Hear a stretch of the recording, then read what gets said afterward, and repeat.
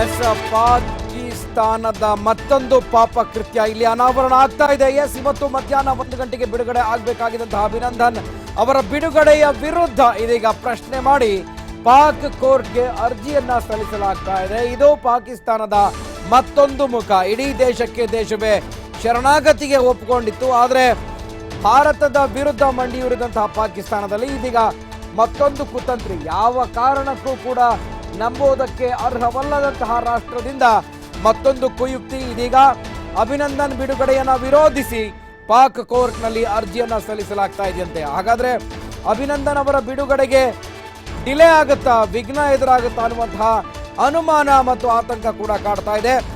Geneva ಒಪ್ಪಂದದ ಮುಖಾಂತರ ಅದರ ಪ್ರಕಾರ ಪಾಕಿಸ್ತಾನದ ಪ್ರಧಾನಿಗಳೇ ಹೇಳಿದ ಹಾಗೆ ನಿನ್ನೆ ಸಂಸತ್ತಿನಲ್ಲಿ ಪ್ರಕಟಪಡಿಸಿದ ಹಾಗೆ ಘೋಷಣೆ ಮಾಡಿದ ಹಾಗೆ ಇವತ್ತು ಅವರನ್ನ ಭಾರತಕ್ಕೆ ಒಪ್ಪಿಸ್ತಾ ಇದ್ದಾರೆ, ಹಸ್ತಾಂತರ ಮಾಡ್ತಾ ಇದ್ದಾರೆ. ಆದರೆ ನರಿಬುದ್ಧಿಯ ಪಾಕಿಸ್ತಾನದಲ್ಲಿ ಮತ್ತೊಂದು ಕುತಂತ್ರ. ಅಭಿನಂದನ್ ಬಿಡುಗಡೆಯನ್ನ ವಿರೋಧಿಸಿ ಪಾಕ್ ಕೋರ್ಟ್ನಲ್ಲಿ ಅರ್ಜಿಯನ್ನ ಸಲ್ಲಿಸಲಾಗಿದೆಯಂತೆ. ಹಾಗಿದ್ಮೇಲೆ ಪಾಕಿಸ್ತಾನದ ಹೋರಾಟಗಾರರು ಈ ಒಂದು ಅರ್ಜಿಯನ್ನ ಸಲ್ಲಿಸಿದ್ದಾರಂತೆ. ಇನ್ನು ಯಾವ ರೀತಿಯಾಗಿ ಪಾಕಿಸ್ತಾನ ಇದನ್ನೂ ಕೂಡ ಜೀರ್ಣಿಸ್ಕೊಳ್ಳುತ್ತೆ, ಕಾದು ನೋಡಬೇಕಾಗಿದೆ. ಪಾಕಿಸ್ತಾನದಲ್ಲಿ ಮತ್ತೊಂದು ಕುತಂತ್ರ ಶುರುವಾಗಿದೆ. ಒಂದು ಕಡೆ ಶರಣಾಗತಿ, ಮತ್ತೊಂದು ಕೈಯಲ್ಲಿ ಖಡ್ಗ. ಇದು ಪಾಕಿಸ್ತಾನದ ಹಿಂದಿನ ನಡೆ ಇವತ್ತಿಗೂ ಕೂಡ ಮುಂದುವರಿತಾ ಇದೆ. ಎಲ್ಲದಕ್ಕೂ ಕೂಡ ಎರಡೆರಡು ಉತ್ತರ, ಎಲ್ಲದಕ್ಕೂ ಕೂಡ ಎರಡೆರಡು ರೀತಿಯ ನೀತಿಗಳು. ಇದು ಪಾಕಿಸ್ತಾನವನ್ನ ಮತ್ತೆ ವಿಶ್ವ ಮಟ್ಟದಲ್ಲಿ ಇಕ್ಕಟ್ಟಿಗೆ ಸಿಲುಕಿಸುತ್ತಾ.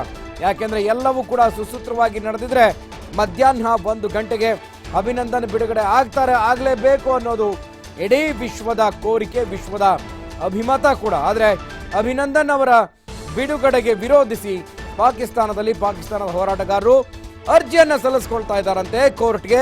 ಸೊ ಅವರ ಬಿಡುಗಡೆ ಏನೋ ಸಿಂಧುನ ಆಗಿದ್ರೆ ಎಸ್ ಇದು ಅಂತಾರಾಷ್ಟ್ರೀಯ ವಿಚಾರ ಕೂಡ ಆಗುತ್ತೆ. ಪಾಕಿಸ್ತಾನದಲ್ಲಿ ಈಗ ಮತ್ತೊಂದು ಕುತಂತ್ರ ಕೂಡ ಶುರುವಾಗಿದೆ. ಅರ್ಜಿಯನ್ನ ಕೋರ್ಟ್ಗೆ ಸಲ್ಲಿಸ್ಕೊಂಡಿದ್ದಾರಂತೆ. ಏನಂತ? ಅಭಿನಂದನ್ ಬಿಡುಗಡೆ ಅವರನ್ನ ವಿರೋಧಿಸಿ ಪಾಕ್ ಕೋರ್ಟ್ನಲ್ಲಿ ಅರ್ಜಿಯನ್ನ ಸಲ್ಲಿಸಲಾಗ್ತಾ ಇದೆ. ಇದು ಪಾಕಿಸ್ತಾನದ ನರಿಬುದ್ಧಿಯ ಮತ್ತೊಂದು ಅನಾವರಣ. ಪ್ರಧಾನಿಗಳೇ ಹೇಳಿದ ಮೇಲೆ ಯಾವ ರೀತಿಯಾದಂಥ ಅರ್ಜಿಯನ್ನ ಪುರಸ್ಕರಿಸುತ್ತೆ ಅಲ್ಲಿನ ನ್ಯಾಯಾಲಯ, ಜೊತೆಗೆ ಸಂಸತ್ತಿನಲ್ಲಿ ತೀರ್ಮಾನ ತೆಗೆದುಕೊಂಡಿದ್ದಾರೆ.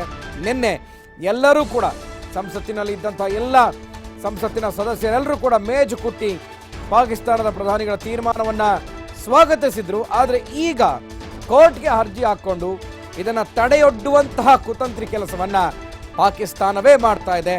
ಒಂದು ಕೈಯಲ್ಲಿ ಶಾಂತಿ ಮಂತ್ರ, ಮತ್ತೊಂದು ಕೈನಲ್ಲಿ ಕೋರ್ಟ್ಗೆ ಅರ್ಜಿ. ಇದು ಅಭಿನಂದನ್ ಅವರ ಬಿಡುಗಡೆಗೆ ವಿಘ್ನ ಮಾಡುವಂತಹ, ಅಡ್ಡಿಪಡಿಸುವಂತಹ ಪಾಕಿಸ್ತಾನದ ಪ್ರಯತ್ನವೇ ಹೊರತು ಬೇರೇನೂ ಅಲ್ಲ. ಪಾಕಿಸ್ತಾನದಲ್ಲಿ ಕುತಂತ್ರ ಶುರುವಾಗ್ತಾ ಇದೆ. ಒಂದು ಕಡೆ ಈಗಾಗಲೇ ವಾಘಾ ಗಡಿಯಲ್ಲಿ ಸಕಲ ರೀತಿಯಲ್ಲೂ ಸಜ್ಜಾಗಿ ನಿಂತಿದೆ ಭಾರತೀಯ ಯೋಧರ ಪಡೆ, ಭಾರತೀಯ ಸೇನೆ, ನಾಗರಿಕರು ಎಲ್ಲರೂ ಕೂಡ ಈ ಒಂದು ಅಭಿನಂದನರ ಬಿಡುಗಡೆಗೋಸ್ಕರ ಪ್ರಾರ್ಥಿಸಿ ಅಲ್ಲಿ ಕಾಯ್ತಾ ಇದ್ದಾರೆ. ಆದರೆ